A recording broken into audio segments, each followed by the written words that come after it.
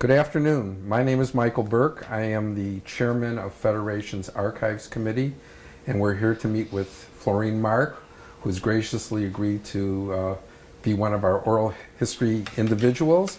And as a perfunctory kind of a thing, I have to ask you this, Florine.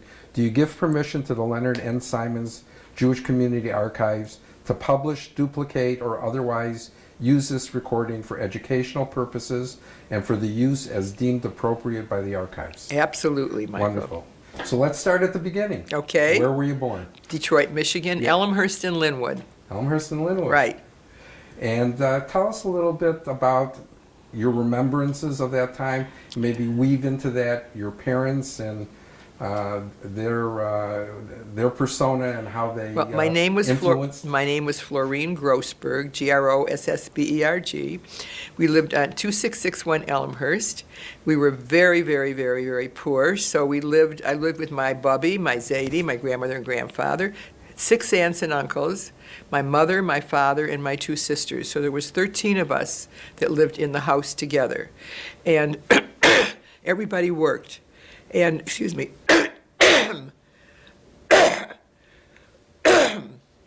excuse me. Okay, I lived with 13 family members, my bubby, my Zadie, my grandmother, my grandfather, 6 aunts and uncles, my mother, my father, and 2 sisters. And we also lived with an uncle of Rum, who had the intelligence of about a 12-year-old man, a boy, and he was fabulous. And he lived with us also, so that made 14. I forgot about him. And so I've lived in this wonderful family. Even though we were poor, I never knew we were poor. There was always somebody to love me. There was always food on the table. My grandparents and some of my uncles worked in they rented a corner grocery store on Webb and Linwood, a little space, Grossberg's Market. And my bubby, people say to me, who was your mentor? You know, who is the person that you really are most like? And I say it was my bubby, because she would get up in the morning and she would make everybody breakfast and clean the house, and then she would go to work. And on the days that she had to go to the market, she'd be up at 4 or 5 in the morning buying the fruits and vegetables, whatever else, and she'd go to work, and she'd work all day, and she'd come home, and then she'd help clean the house, and she'd cook the meals, and she was a woman before her time, and it was absolutely a great, wonderful growing up time. My bubby was very philanthropic. My whole family was. Every room in the house had a J&F box, every single room. Now, we could put pennies in those days because we didn't have money, but if you did something that you shouldn't, a penny went into the box. Sometimes, if you were lucky, went into a nickel. And on Sundays, if I was a very, very good girl, my bubby would let me go with her, and she would stand in front of the bakery on Linwood and Tuxedo. And she had whatever she was whatever she was Promoting?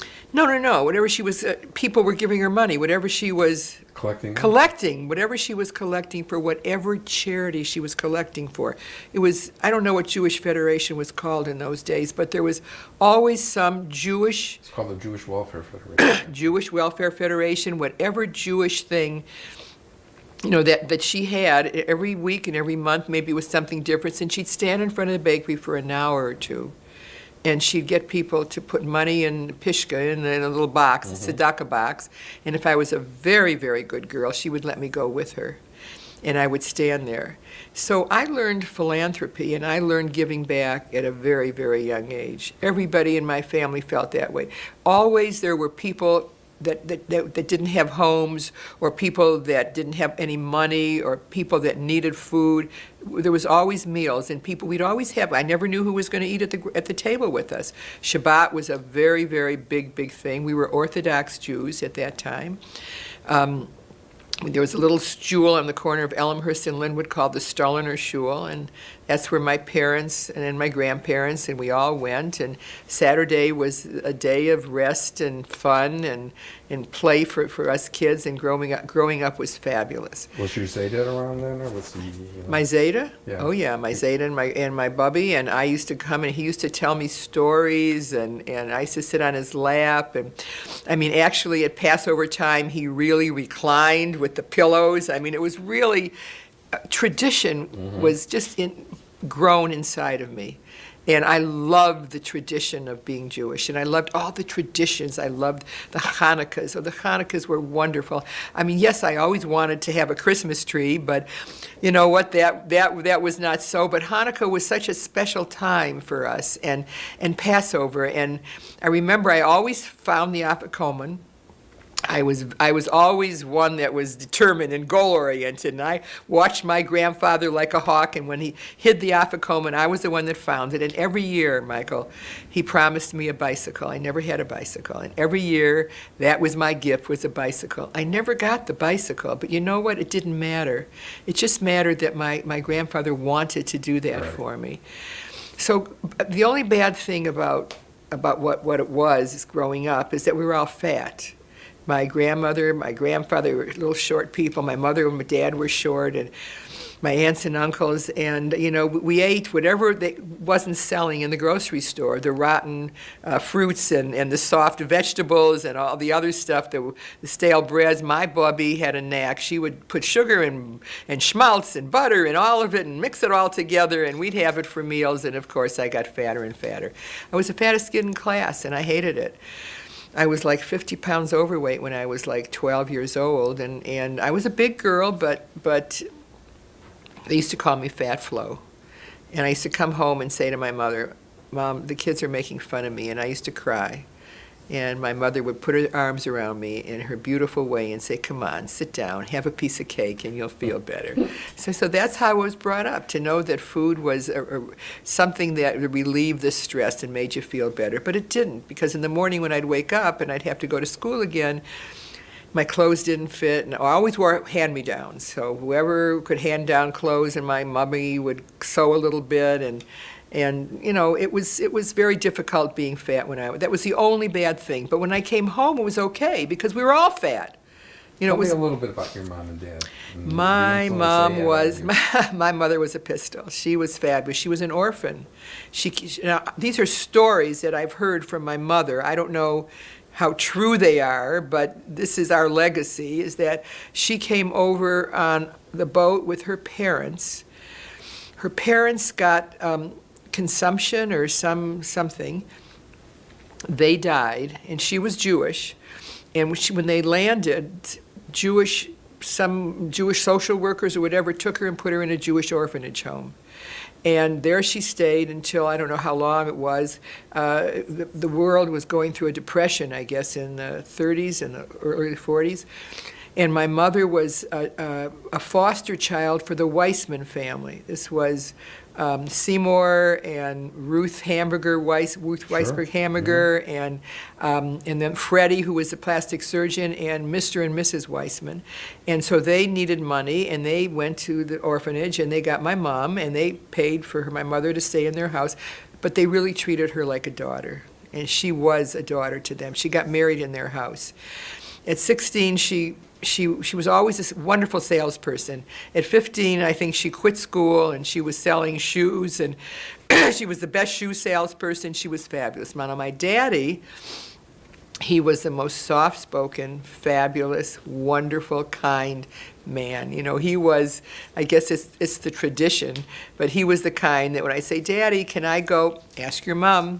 And my mom, I would do something bad, and my mother would say, oh, your daddy's going to give it to you. And I know, you know, my daddy would never give it to me. He would never give it to anybody because he was the most sweet, kind, wonderful man. He rented a couple of lots on Witherell and Columbia near the law school, Detroit College of Law.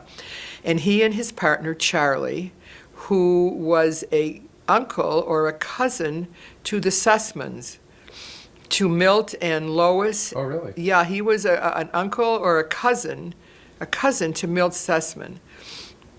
And they rented these lots, and my dad would go to work at 3, 4 in the morning, and he'd be there, and he actually parked the cars. It was Leo and Charlie's parking lot, and he parked the cars, and that's what he did for a living. Although my parents came from Russia, and my father's parents too, and they immigrated to Canada, Fort William, Ontario, which is now Thunder Bay. And there they lived and enjoyed life as much as they could, whatever they did. I think they were in the grocery business, and then they moved to Detroit. So that's how I was born in Detroit.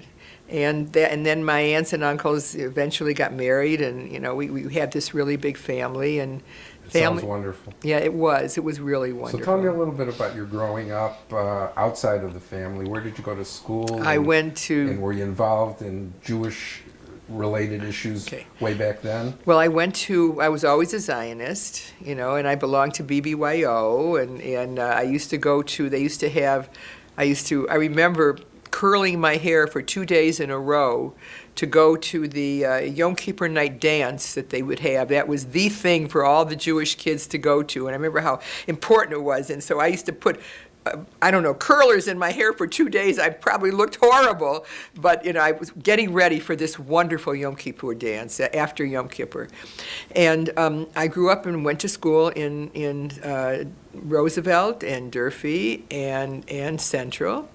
And I was 2 years ahead of myself in school. I graduated when I was 16. I was 16 February 21. I graduated when I was in June, so it was February 16, graduated in June, got married in August, and had a baby, my oldest daughter Sherry, at 17. And he was a wonderful guy, real nice guy. He went to University of Michigan Dental School. But it just wasn't right. We were just too young. And so I was divorced at 18. And my father and mother, mother would never say that. My mother, who was a strong, fabulous, dedicated, she gave me all of the strength that I have today, my mother gave to me. And she said, you're going to if you get a divorce, nice Jewish girls don't get divorces. This was many, many, many years ago. Nice girls didn't get divorces, not only Jewish girls. You're going to put your father in the grave, and I'm going to make you watch him go in the ground. You can't get divorced, although she never really wanted me to marry so young. But I got a divorce, went to work to support my daughter. I had this beautiful daughter, and came back to live with my mother, and hired someone to take care of my daughter because they didn't have daycares in those days. Went to work and then met my second husband, who was 22 years older than me, a wonderful man, Irving Mark. Went on and had 4 more children by the time I was 25 years old. So at 25, I had 5 children. He had business reversals. He was in the building business. And it was Acme Builders Supply. He and Asa were partners, and there was some business reversals. And they split partnership, business reversals, and he said, honey, we were living in those days, he built a home in Palmer Woods, and we were living there, and he said, we have to move. We can't afford the house anymore. So we sold the house, actually gave it away, and I had to go to work. Well, I was 50 pounds overweight, Michael. Who's going to hire me? At least that's what I thought. I didn't think of all the good things about me. I was smart, I was kind, I was good, I was philanthropic. All I could think of was I was ugly and stupid and dumb and fat. So I heard about this thing called Weight Watchers, and it was only in New York, started by a woman named Jean Neidish, and I called her up and I said, I got to have this diet because I had overdosed on diet pills. I had been going to diet doctors for many, many years of my life and taking the pills and losing the 50 pounds and stopped the pills and gained all the weight back, okay? Went on crazy diets, cabbage soup, and they had the Atkins diet and all these crazy diets. So I did all of this stuff. And then when I called Jean, she says, you absolutely cannot come.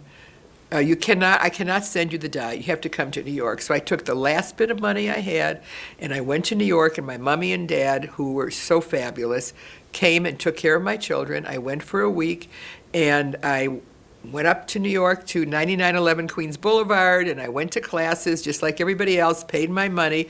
And the first 5 days, I stayed 5 days in a row, went to 3 meetings a day, and traveled all around New York. And I'd never been out of Detroit in my life.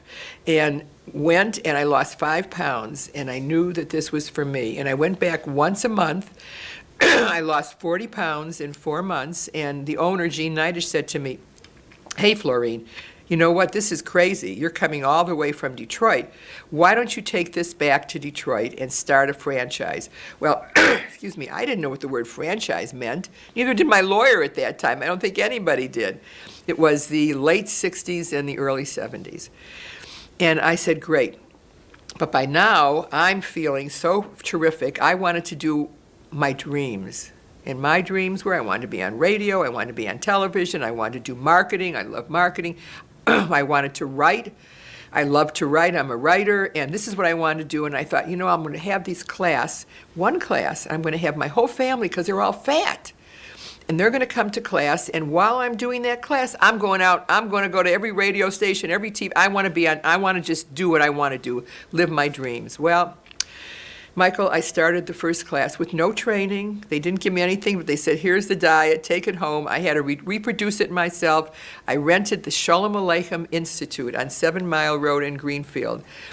And they let me have the little auditorium and a teeny little office. And oh, by the way, I forgot to tell you something that was very important in my life. My beautiful sister, Sandy, I have 2 beautiful sisters, Mickey and Sandy. My beautiful sister, Sandy, when I was 11 and she was 9, got infantile paralysis. The year before Salk invented the polio vaccine. I met her many times. She was fabulous. And I gave her half my business. But I have to tell you about philanthropy, because I think this is such an important point for me to remember, and I think for everybody who sees this to remember, is my mother used to take me and go from door to door to collect dimes, 10 cents, okay? And I used to go with her all the time. It made such an impression on me, like my bubby made the impression collecting for Federation, and we did all kinds of charities, but this made an impression. And when Salk invented, and my mother always said if I had an extra dime, I had to give it to the March of Dimes, in which I did. And it made such an impression on me that when Salk, the year after Sandy got polio and got the polio vaccine, Michael, I was sure that was my dime, was the last dime, that was the thing that absolutely helped him to invent the polio vaccine, so nobody in the world will ever have to get polio. My point is that people say I'm a big Federation person. I think it's really, really important what we do for the Jewish people, with our Jewish people, that we take care of our Jewish people. And so many people in our community think, I can only give $100. I can only give $100. It means nothing, And I always say to them, and it reminds me that dimes were the things that invented the polio vaccine. So $100 is fabulous. And if it's only $100 you can give, by all means, we at the Federation, we just are so grateful for every $50, every $25 that anybody gives. But anyways, I've taken care of my sister all my life, Sandy. And so when I started Weight Watchers, I gave her half. She was 65 pounds overweight, very barrel-chested, with skinny legs and skinny arms, sitting in a wheelchair. And I helped her lose 65 pounds, or Weight Watchers, and she was able to be fitted for braces and crutches and get up. And she swang, but she moved on her own, drove a car, and did all that stuff. And it was such a love for me that I was able to do this. And of course, my sister Mickey always helped, and she came to work for me and work with us. And my mother and my Aunt Chili, who is going to be 104 this year, and my daddy, my aunts, everybody worked. In fact, I had the first meeting on Tuesday night. You know why? Because in the Jewish religion, Tuesday is a Mazel Dika night, a Mazel Dika day. So everything I've done, I've always done on Tuesdays, because that's a Mazel Dika day. And I started my meeting. There were 30 people that came to my class. I put a big sign in a candy store. I figured that's where fat people go.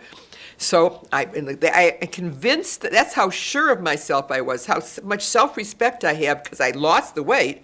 I went to the candy store man and I said, let me put a sign, and and finally he did. And it said, come lose weight with Weight Watchers. By the way, the candy store went out of business. It wasn't my fault. Honestly, it wasn't. But they did. And first night, 30 people came. Well, there was my aunts, my uncles, my 6 aunts, my grandma, all my family and relations, and a few odd people. And I was scared to death. What am I going to tell them? I had no training. So I talked from my heart, and I told them how it worked for me. The next night, the next Tuesday, 60 people came, and the third Tuesday, 120. And people were coming back and saying to me, you changed my life. They've lost 4 or 5 pounds, but with no diet pills, nothing, no contracts to sign, and none of that stuff. It was just a simple, good program, and it was the rapport, it was the companionship, it was what we had to say to each other, it was the things that I would give them and tell them about myself and losing weight and how important it was. And I was overwhelmed that people would come back and say, I thank you for changing my life and helping to change my life. And of course, I understand. I'm this much instrumental. You're the one that does all the work. But it's so grateful. I'm so grateful to know that I can be this much instrumental in helping other people live better. It's wonderful. So let's shift gears just a little bit, although it's in the same line. From your earlier comments, it sounds to me that Jewish religion and Jewish tradition has always been very, very important to you. And I don't know if you remember that the first time you and I met was in 1972 at Hillel Day School when you were enrolling Ricky and Lisa at school. So right. That's where we go back. So talk a little bit about how important religious values and religious tradition has played in your life and the way you've done, quote unquote, your business over the years. Well, I have to tell you that education is extremely important to me. And I was brought up that religion, of course I believe in God, but it wasn't the religion part. It was the love of each other and the love of being Jewish. I love being Jewish. That was so important to me. So as soon as I made a little bit of money, the first thing I wanted to do was put my kids in Hebrew school, in Jewish school. And so Lisa and Ricky went to Hillel. Education is so important to me that I have since been able to, I'm grateful to be able to have afforded to put every one of my grandchildren through Hillel. Every single one of them that are here in Detroit have gone to Hillel. In fact, I even said I have a grandson in Florida that I sent to the Donna Schechter School. Mm-hmm. That's my gratefulness. That's better than the rings on your finger and the whatever else. It's be able to, because education is very important. Philanthropy is very important, but what we Jewish people do is so different from anything else in the whole world. We take care of our own. We don't, if senior life, we have senior citizens that can't afford, we'll house them at Heckman. We have kids that can't afford to go to Hillel. We have scholarships. We have the Jewish Vocational Service. We have the Jewish Family Service and all the 17 agencies that Federation takes care of, which is so important to me. So that's my love. Family is so very important. That's the way I grew up, because we ate together. Talk a little bit about your kids. Well, talk a lot. Let me rephrase that. Okay, talk a lot about my kids. Talk a lot about your kids. Well, every Sunday, I'm so very lucky because 5 of my children live, I can't call them children anymore because they're grown-ups and they have their own children. Always been my children. 5 of them live right here within 5 minutes of my house. In fact, my daughter and my son-in-law, it's a great son-in-law, it speaks a lot about him, bought a house across the street from me and had 4 little kids. So it was wonderful because I saw them. My son Ricky, my daughter Lisa's a teacher. She's the baby. My son, and she has 4 gorgeous kids. My grandson Matan is just graduating University of Michigan. He has learned Farsi, Arabic, English, and he speaks Hebrew fluently because they all went to Hillel. And he is joining the IDF. He's going to the Israeli army. His sister Ariella graduated Brandeis with a degree in Jewish studies, a master's in Jewish studies. She married an Israeli. My grandson Aviv is going to go to Michigan. All the kids have gone to school. My son Ricky is a doctor. He's the next one. He's a terrific guy. He's got 3 gorgeous girls, and my granddaughter Paigey just graduated Tulane, and she's working here at Weight Watchers. And her sister Carly is an artist. She graduated NYU School of Visual Arts, and she's working and selling her art in New York. And the oldest daughter Alana is a veterinarian, and married to a fabulous guy, Jason, and he's a Honeyman lawyer, and she's a veterinarian, but she loves Weight Watchers so much that 2 days a week she works here, and 3 days a week she takes care of her animals. And then there's Jeffrey, who has 3 gorgeous daughters. One's at school in Lansing, and one's getting her master's in social work in University of Denver, and the other one graduated from Lynn University and is working she's an entrepreneur in Denver. And then my son David, who is the pillar of everything. He's got an MBA and a law degree from Michigan State. He's a fabulous guy. He worked here for a very, very long time. And my oldest daughter Sherry is a lawyer she has a degree in nursing. First nursing, and then she went on and became a lawyer. And she herself is she's not working as a lawyer or as a nurse. She's doing only philanthropy, and she started with my help and a lot of people's help the first Paul Newman hole-in-the-wall camp here at Michigan. The University of Michigan gave us the land. It's on the old fresh air camp that I went to in Brighton, Michigan. And it's just absolutely beautiful, and it's going to be a free camp for any kid that has any disability at all. So we'll have 1 week of diabetes and 1 week of heart and 1 week of kids that are in wheelchairs. And it's going to be just like regular camp. They're going to be horseback riding, doing everything. We'll have a hospital right on there with nurses and doctors staffing it. And they have one in Israel, by the way. They opened one in Israel. And this is the last one. We haven't opened it yet, but it will be open, and so that's what she does. So my 5 kids. Well, after my husband, unfortunately, the father of my 5 kids, died of cancer when I was in my 30s, and I became a grandmother at the same time. My daughter Sherry had her first child at 18. I had my first one at 17, so 35, I'm a bubby. So now I'm a bubby. My mother was nanny. And then I remarried Bill, who is a fabulous, fabulous guy. He was a doctor and an artist and very Jewish-y. His parents were in fact, his father, I bet you didn't know this, his father used to sing in the choir at Shara Tzedek. He had a fabulous voice. He was a wonderful man. He used to sing with the Michigan Opera also. Great guy. And he brought me 2 more children, so I have 7. I am the only living parent for all of my children. I have a daughter, Jandy, in Florida with 2 grandchildren, and a son that lives in Amsterdam. He moved there when he was 18, and he's got some great grandchildren, and he's absolutely terrific guy, and I love them dearly. So I have 7 children, lots of grandchildren. Everyone that's here in Detroit on Sundays, every Sunday when I'm home, everybody comes in and eats with me. Now, my sister went on and had 6 children. But only 3 are living here in Detroit. So my sister and her kids come, and her grandchildren come, and mine.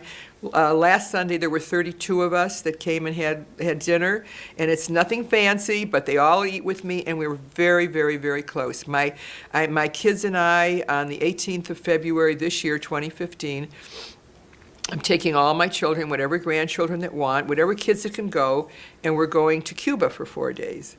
And every year I try to take a trip with my children, my grown-up children. We've been to Normandy, we've been to the camps, we've been all over.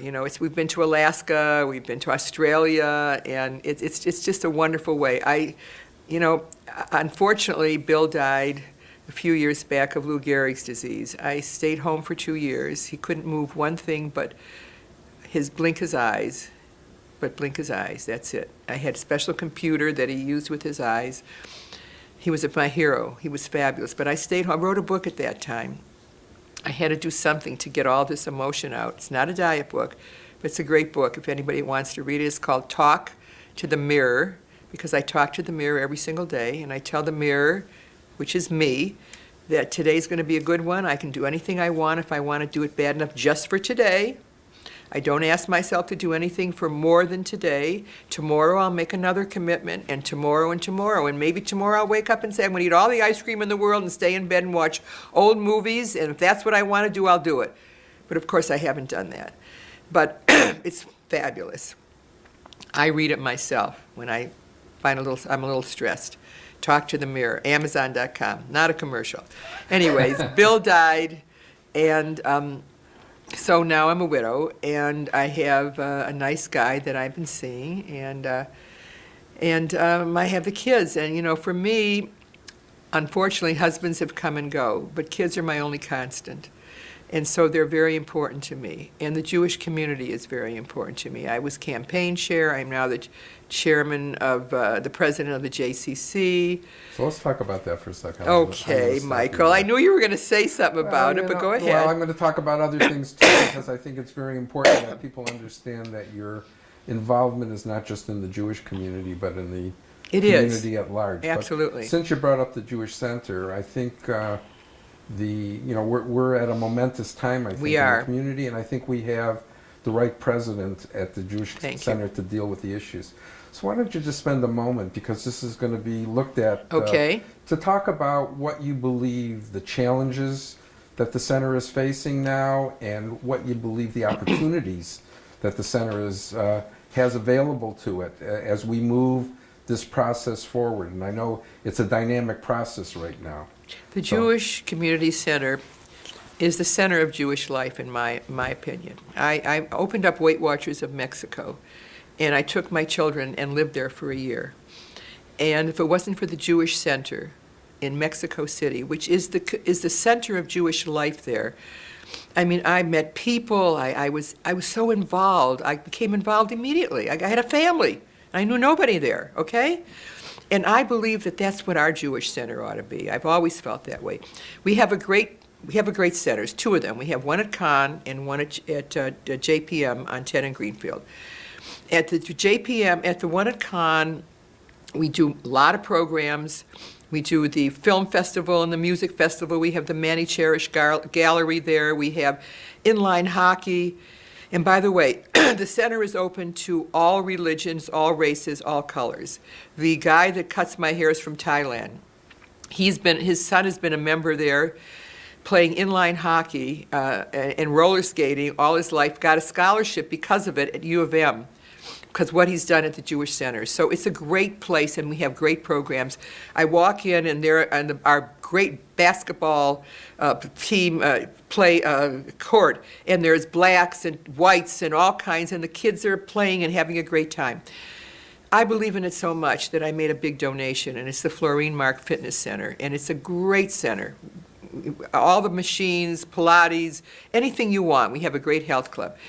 It's a place that people come and go. Now, unfortunately, for a long time before I became president, we've been losing a lot of money. And after we had some problems with some people that are no longer with us, and we finally looked and saw where we were. We got a true picture, and we're losing about $1 million a year. That $1 million is coming from, actually $800,000 from the JPM is where it's losing it. Now, I don't know if you've ever been there, but it's a fabulous place. I love going there. It's so warm and so fabulous.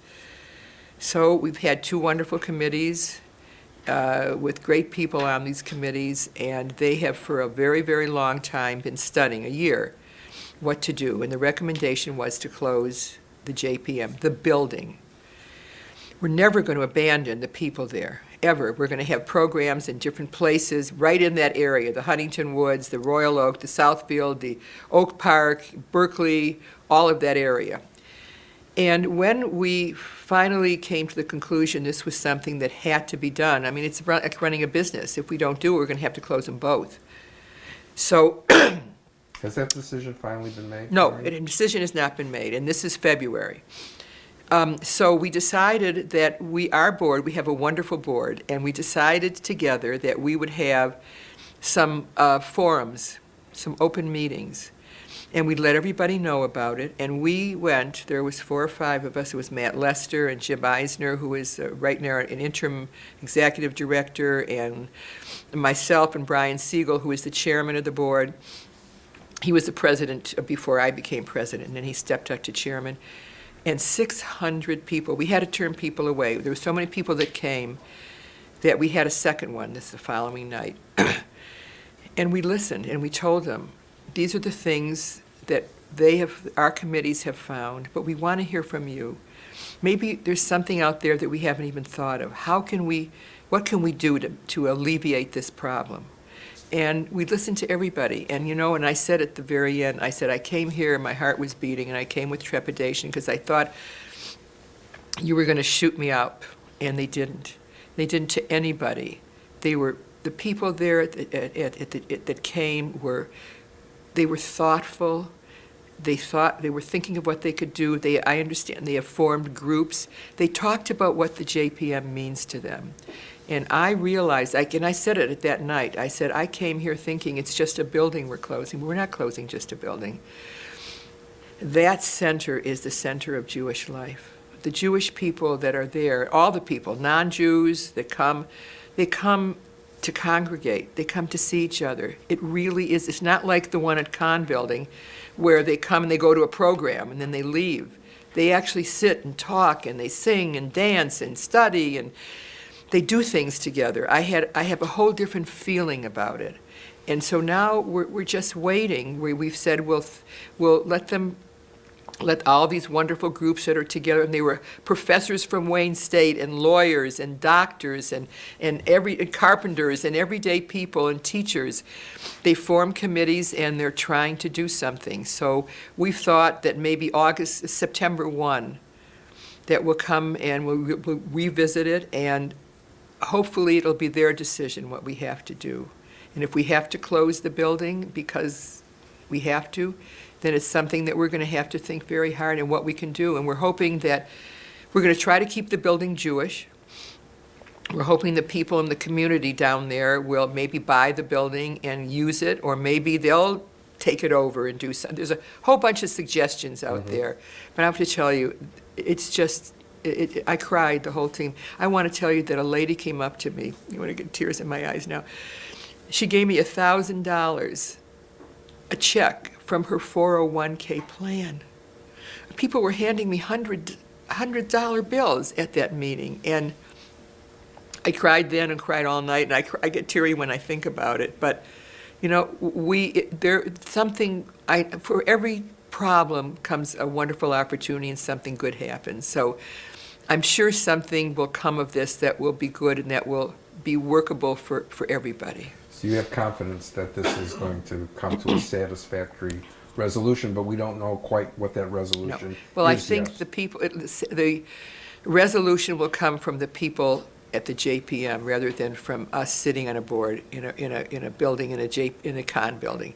Keeping in mind that the Kahn building needs maintenance, which we haven't done in years, and so does the JPM building.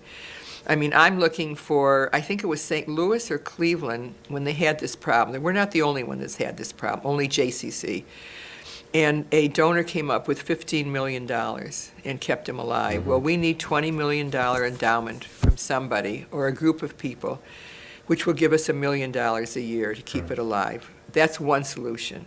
I don't know what they're thinking about. In the meantime, we're looking for a new executive director, and we've got some really good candidates, and so I'm sure wonderful things will happen. And for me, I am asking everybody I know, join the JCC. And people say, but I'm not going to go. I don't care. You give to American Cancer. Hopefully you're not going to ever get cancer.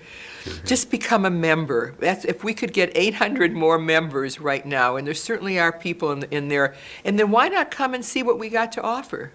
Why go to an LA Fitness when you're surrounded by your own people and come to see what we have to offer? Come and see all the programs that we're doing. And if we're not doing a program that you want, we're happy to start it. I mean, we're looking to elevate both locations and make it so it's really fabulous. That's my goal as president. It's instructive, and I'm not supposed to editorialize, but the thing that I think came out of this most is that we started talking to one another. Absolutely. And I think that we have to begin to think about talking to each other when we're not in crisis, right, so that we can avoid crises. Absolutely. And I don't know how you feel about that. I agree, Michael, and I think that's what we do. at Federation. And again, I want to just make a point of saying that everybody in the Jewish community, that we know there's only 65,000 of us left here in Detroit. Your $50, your $100 is just as important. And I am urging on the committees and sitting on the board of the Jewish community of the Federation that we ought to pay more attention to people that only can give $100.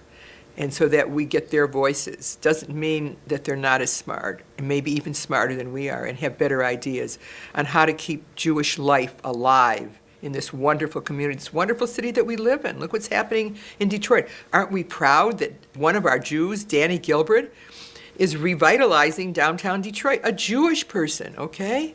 So I think it's really important that and there's so many kids right now that we can grow up to be Danny Gilberts or to be Florine Marks or Michaels, to grow up. But we have to do it together. They have to know that they're a part of, and we are a great community.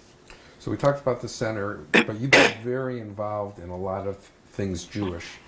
And we don't have, 3 weeks to have this conversation. But what are some of the things Jewishly that have stood out, the things that you've been instrumental in? And then we'll talk about the non-Jewish. Okay, well, marketing committee for the Federation. And we've gotten now Ted Cohn, who is working for us at Jewish Federation, who is absolutely fantastic. For sure. And a great marketing committee. If you've noticed, our ads are better. Everything we're doing is better. I was campaign chair one year, and that gave me a real thrill. I sit on the board. I've been an executive vice president of the Jewish Federation.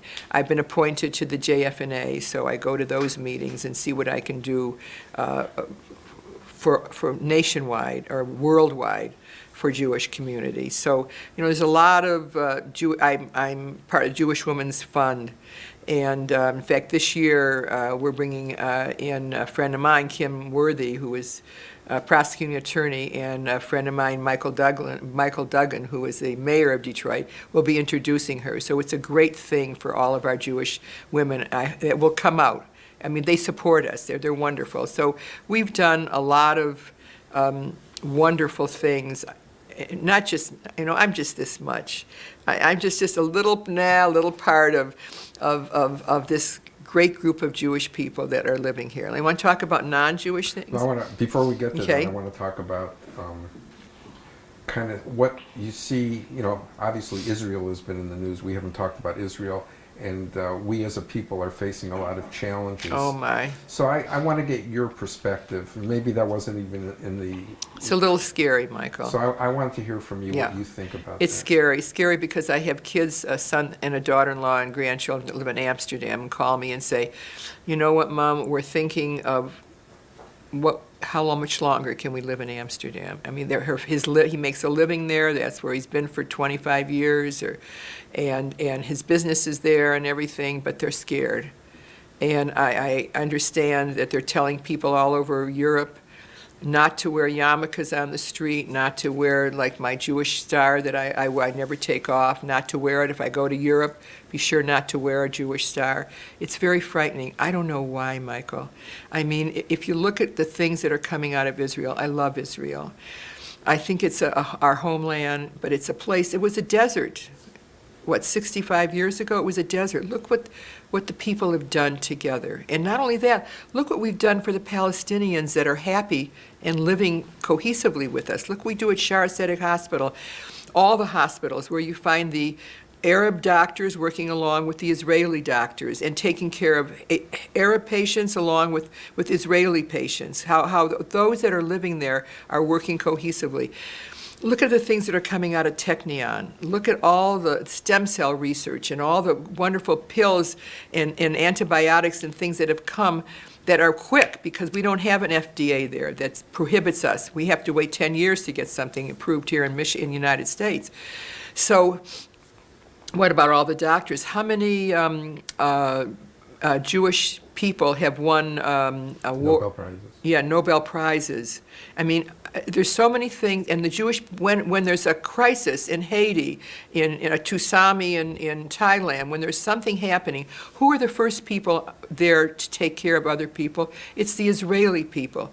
I don't know why the world doesn't look at us differently. I can't understand why when you hear of a, God forbid, Palestinian or an Arab kid that's been killed by a rocket from Israel, and I'm sure we all feel terrible about it, it's front page. And when you hear of kids that are killed, Israeli kids that are killed in Israel, it's a little item. It's on the page, on a back page of a newspaper. So I can't quite figure it out. I think that there are certainly rotten people in every organization, and there are extremists. But overall, the Jewish people and the Israeli people, and I don't think it's so much Israelis right now that they're targeting. Certainly, countries are targeting Israel. I think it's the world talking about Jewish people. And I don't understand why the Protestants and Catholics are fighting in Ireland. I don't understand why religion or part of being a Jew, and we're always trying to help people, just doesn't make sense to me. So what do we as Jews have to do to, strengthen and keep our koach strong? We just have to keep strengthening each other, strengthening ourselves, believing in ourselves, being good people, trying to tell our story as much as we can, helping the world. I just don't help Jewish causes. I'm very involved in non-Jewish causes, and everybody knows I'm Jewish, okay? And I don't see what else we can do. I think it's, if you look back history after history after history, they've always oppressed the Jewish people. I don't know. In Catholicism, so many, Protestants moved from Catholic, Baptists moved from Catholic. There was one Catholic organization, and now we've got a whole splinter group of people that have moved away. Why didn't they all want to stay Catholic? I don't know either. So I think we just have to continue on being good people as we are, and hopefully one day the world will let us live in peace. Good sentiment. So talk about the non-Jewish responsibilities that you've had over the years. What has stood out to you in those efforts? And I want to bring it back to Jewish. And how have your Jewish values helped you deliver the message to the non-Jewish community? Well, I think not only Jewish, but being a female, being a woman, being a girl. I think, first of all, Michael, I graduated, I told you, high school in June at 16, never went to college.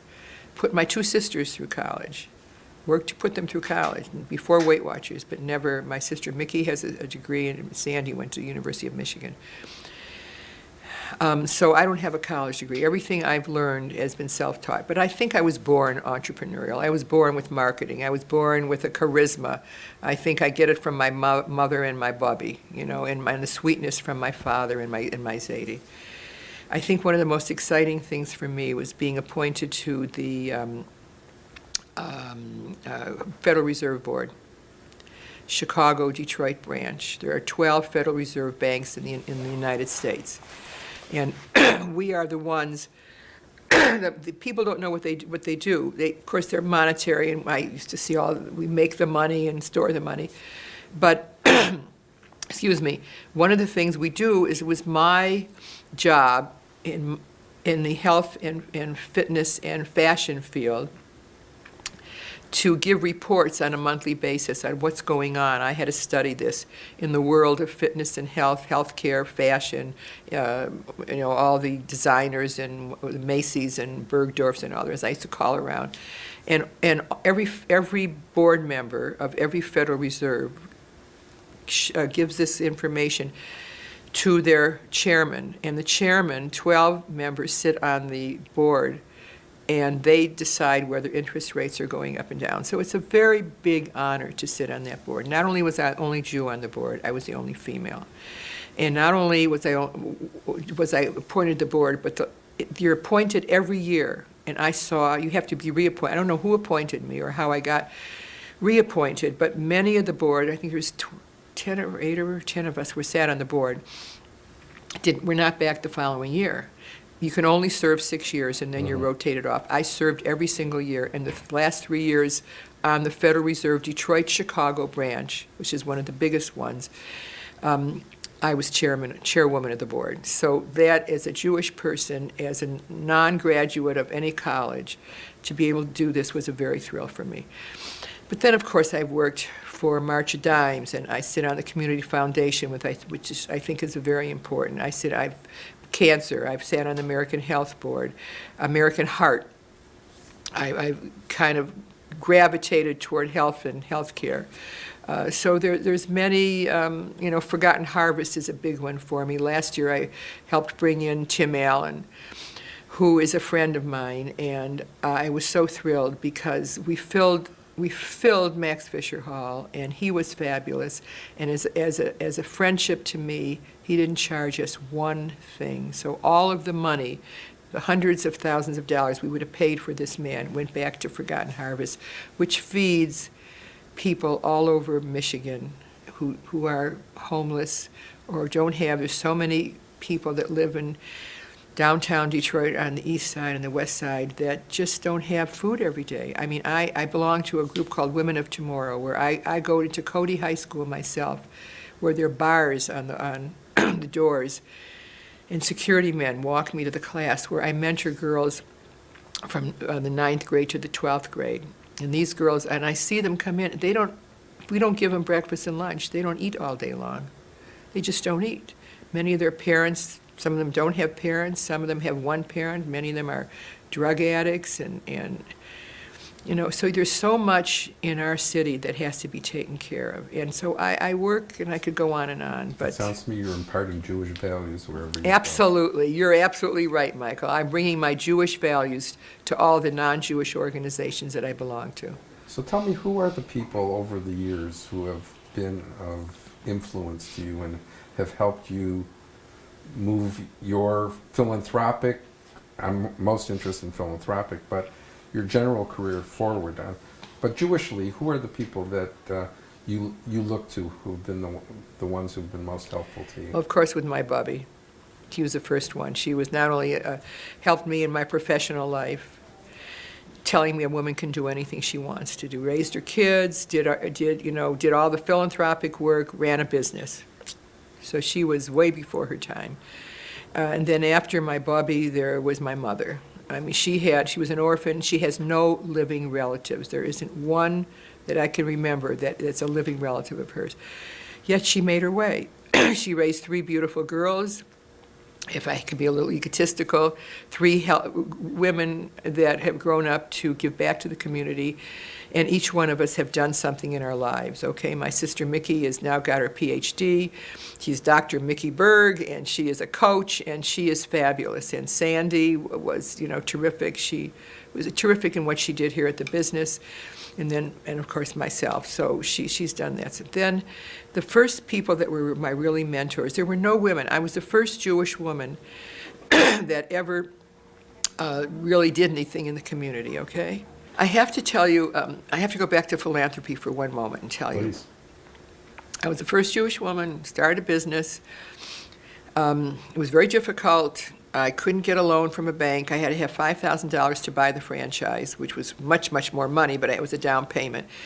The banks told me, as a woman, I could not get a bank loan. I'd have to have my husband sign for me. I said, absolutely not. I went back to the parent company and convinced them that I would pay them the $5,000 through when I was going to make the money, okay? So I didn't need the money. I was in business not even a year. And I had a little office in the Sholem Aleichem Institute. I gave my sister a desk, and I had a desk, and Sandy and I. And when one of us had to go to the bathroom, both of us had to get out of the room. That's how small the room was.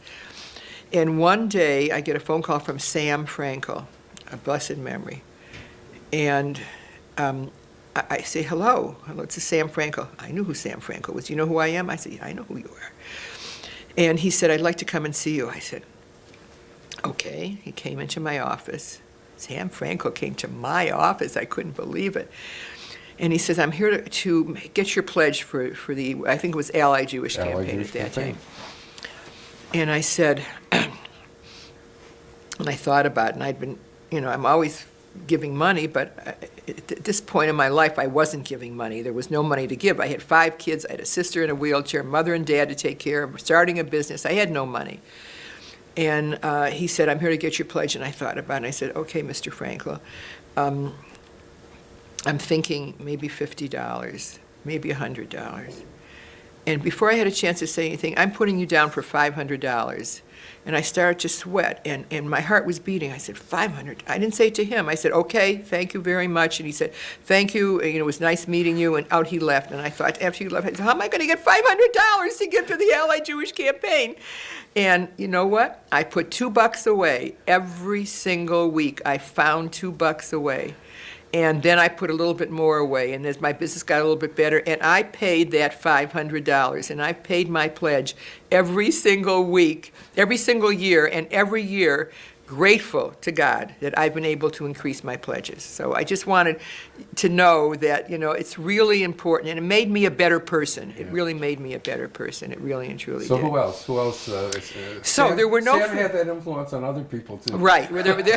There were no females. So my lawyer, who was Joel Jacob of blessed memory, and Herb Silvan of blessed memory, was my accountant. I decided I'm going to the best. I went to these two guys because I heard Jacob Weingarten, Hertzberg, Jacob, and Weingarten was the best attorneys around, and I went to them, and Joel Jacob, and I convinced him I'm going to be his best female attorney, but I can't pay him any money. Will you be my attorney? Convinced him, and he became my attorney. And I did the same thing with Herbie, and I convinced him, and I became both of their best female clients in their lifetime. So I said, I got to have a board. So they used to sit on the three of us, we used to go through everything, and they were really my mentors. And they were involved in the community, too. Right. Herb was very involved. Particularly. Absolutely. And there were a few non-Jewish girls, like Bev, I can't think of her last name. Her husband wrote for the Free Press, and she had a PR firm. You remember Bev? She was, I think she was Catholic. She became very good friends. And she helped me a little bit. And I would network as much as I could, because I was selling Weight Watchers. And marketing was always been very important to me. And so there were a few non-Jewish people, but actually it was Herb and Joe were my mentors. And Jewishly, I know I see pictures of Max and Oh, David Max Engler. So Fisher, David Hermelin. Who were some of those people who... David Hermelin was my mentor. In fact, it's a wonderful story. You want to stop? Yes, we should. Are you okay time-wise? Yeah, I'm fine.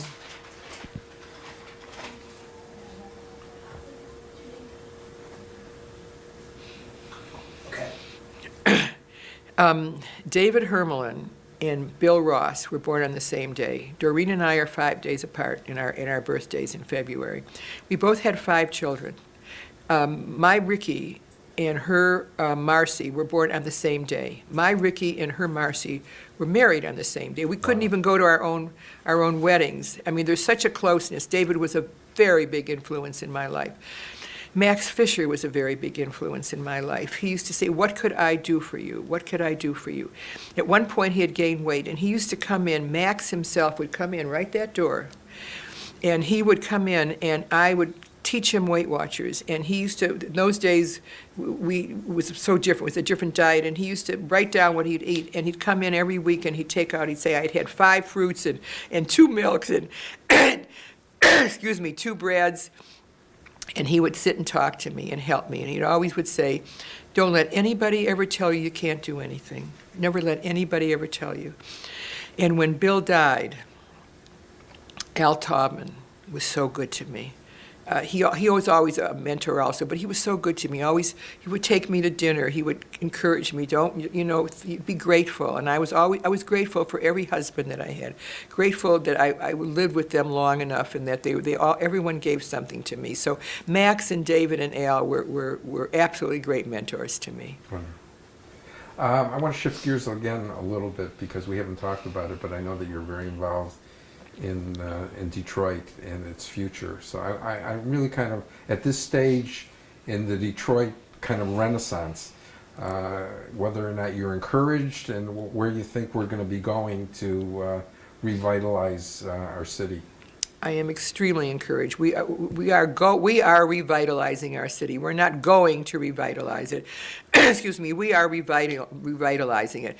Chris Illich is a good friend of mine. He was the first guy. The Illich family was the first family that went down there. They bought the Fox Theater, moved their people in, renovated the Fox. It was gorgeous. They have the Detroit Tigers, the Red Wings. They built the arenas. Now they're building a brand new facility. They're fabulous people. Then came Pete Carmanos, Pete and Danielle, good friends. He came down, brought all his people, built this gorgeous building. Then came Dan Gilbert, and through all of them, everybody is revitalizing. But there were small law firms that moved down there. My law firm, Hertzberg Jacob, was always in downtown Detroit. They never moved out of downtown Detroit. And David Page became my lawyer after Joel died and Joel left, and Honeyman was always down. It's still downtown Detroit, even through all of this stuff. I mean, restaurants are opening up all here and there, all over. I mean, if you would go down, I was just, it's another one thing that I didn't talk about. I was the first and only woman it was Detroit Renaissance at that time, and it was Alfred and Max and Alan Schwartz that started this Detroit Renaissance. And then Detroit Renaissance was the chairman of the boards and CEOs of the largest companies. GM sat on the board, and Don Barden sat on the board, and I mean, Wagner sat on the board. Everybody sat on the board. It wasn't as big a group as it is right now. And Max and Alfred decided, and the group decided they needed a woman. They needed diversity, so they wanted a token woman. Me, token? So Max and Al got me, and I was the first woman on the board. I've never been a token, but now we are business leaders from Michigan. We've enlarged, and we have all the big chairmen and CEOs of all the companies. We have the Myers that sit on our board, and the DeVosses that sit on our board, and the Lazy Boys, and all the companies in all over, Traverse City, Grand Rapids, and we all meet like every 2 or 3 months, and they're very involved because they have lots of contacts with politicians, and we want to make Michigan the very best. So I'm very, very involved in that. And I've been, through the years, I sat on a board with Mike Duggan. It was I forgot what board it was, but anyways, so I've been very involved with Mike, and I've known him and have done a lot to encourage him to become mayor, and I think he's one of the greatest mayors we've ever had, and he's doing an awful lot. Yes, and I just recently, Danny Gilbert, who was one of our BLM, Business Leaders for Michigan, had us at a meeting at his offices, and he took us down, and we went through all the offices, and then Shinola's in that building, so we went through the Shinola, and Alfred has taken us through CCS, the creative studies, and what they've done down there. I mean, Detroit is I'm a big member of, I guess I'm a frustrated doctor because I'm on every doctor's hospital board. I shouldn't tell them all, but I mean, I'm an executive vice president at Henry Ford West Bloomfield. I was in the inception. They called me in. Gerard Van Glissen, who they came from the Ritz Hotel when it was nothing. And they wanted to be a healthy hospital. So I did their hospital restaurant. We don't, and their room service and everything. We don't have a French fry machine. We don't serve corned beef and hot dogs and all the rest of that stuff. I sit on Wayne State's medical school board. I'm very involved in Wayne State. I sit on their business school board. And I sat on their education board because I think Wayne State is one of the jewels in our city. I think more of our Jewish people ought to come to Wayne State. It's a fabulous school. It's just, and what we're doing is fabulous. You know, it's really great. So I'm also very involved with U of M Cardiovascular Center. Kim Eagle is a friend of mine, and he runs it. And I was there when we built the new cardiovascular center. And I mean, we have some of the best health facilities. And people say, well, how can you sit on these? Well, I believe in all of them. I mean, one isn't enough, and they're not in competition. They all do our thing, and I think they're fabulous in what they do for people, and I don't think most people understand that a lot, like especially at Ford Hospital downtown and DMC, we take, everyone that comes in has to be seen by us, whether they have money, they don't have money, insurance, they don't have insurance. So people don't understand what our hospitals do and why they're not making a lot of money. What's your confidence level, Florine, that the future of both the Jewish community and the general community is in good hands in the next generation? How do you feel? You know, How do you feel about Well, that? I think our Jewish community has the most fabulous next generation ever. And all the time I've been involved in Jewish Federation, I have never seen a next gen like we have now. They are increasing, their gifts are increasing, they're doing things, they're getting, I think what they're doing is solidifying being Jewish and being marrying Jewish people and enriching our Jewish community, which I think is very important. A lot of people have gotten away. I know our synagogues aren't as filled as they should be, and I feel so bad because it's such an important part. Whether you're religious and keep kosher or not, that's not important. But the traditions and being Jewish and feeling proud of it is so very important. So I think that we are growing up our new leaders in Federation. There's no doubt in my mind. In Detroit, well, I think our hospitals they have succession planning. Nancy Schlichten is going to be stepping down soon. She has a great guy. We've just got a new president at Wayne State, Dr. Roy Wilson. We've got a new president at Dr. Herschel Schlissel at University of Michigan. And I think people are more conscious. I know I'm very conscious of succession planning. It's very important. I mean, what happened if God forbid Bill Ford would break all his legs, or Joe Malani of DMC, or whoever else? Who would be in succession? So I think people are very interested in succession planning.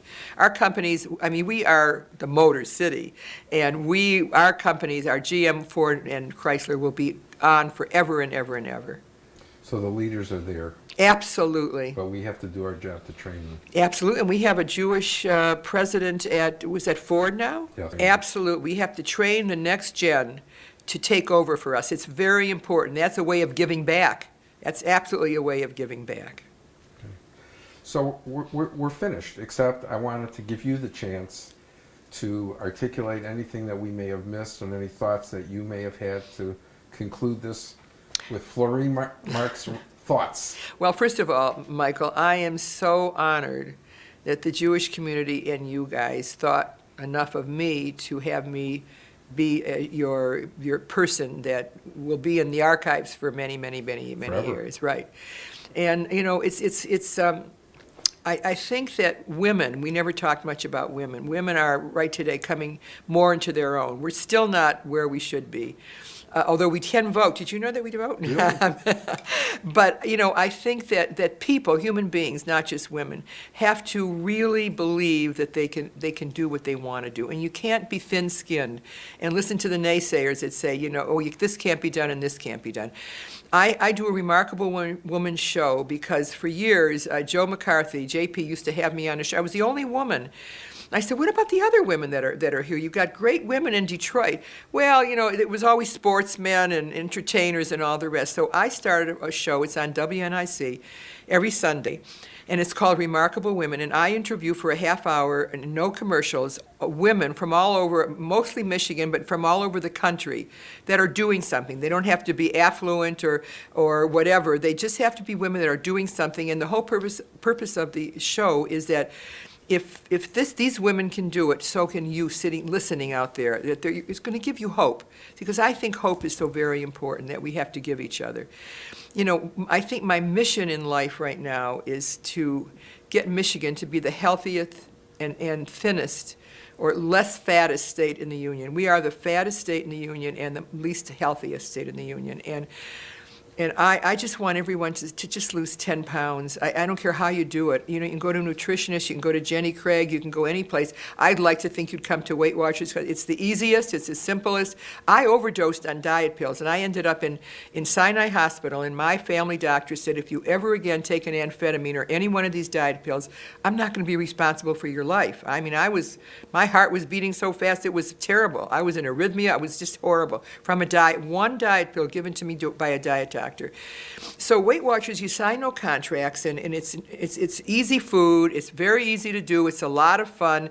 You will change the way you think about food, and that's what my mission is, to change people's relationship with food and make them healthier. Because I know that if you can succeed in taking off some weight, which you felt you never could succeed at before, that what we sell is self-respect, that you will have more self-respect. And on top of it, your chances of getting cancer and stroke and diabetes and all the rest will be lessened. So that's really what my non-Jewish and Jewish ambition is for the rest of my life, is to just enrich Michigan and make sure it's the healthiest and most wonderful state, and make sure that anything that I can possibly do, of course, for the JCC, which I will, but all Jewish community, that we just keep this community going. I think this year we raised, which is when I go to JFNA and I hear other communities and what they raise, they'll talk to me. And we're such a small community. I mean, I think Las Vegas has more Jews than we do. Right. And we raised $31 million plus a challenge fund. People look at me and say, how could you do this? I say, because we have very kind-hearted, wonderful people and wonderful people that ask, wonderful people that are on the campaigns, and people that are really willing to give their time and energy. And I think that's important. Right now, Doug Bloom just got through with a great presidency at Federation, and now it's Larry Wolf. He's so very dedicated, and that's really important. And with all these people, the Todd Saxes and the Matt Lesters and all these wonderful people that we have in Jewish philanthropy, we're only going to continue on being the best. And I hope that we enrich, that someday, because our city is revitalized, that all these kids that have run away to Chicago, New York, and LA will start coming back, and that we have 150,000 Jews to be part of our Jewish Federation instead of the 65. Well, for the first time in my life, I think that we have a shot at, I don't know about 150, but the kids are moving back, and I agree. Thanks in great measure to the good works that you do, Florine. So thank you very Michael. much on behalf of the Archives Thanks for this honor. and the Federation. Thank you.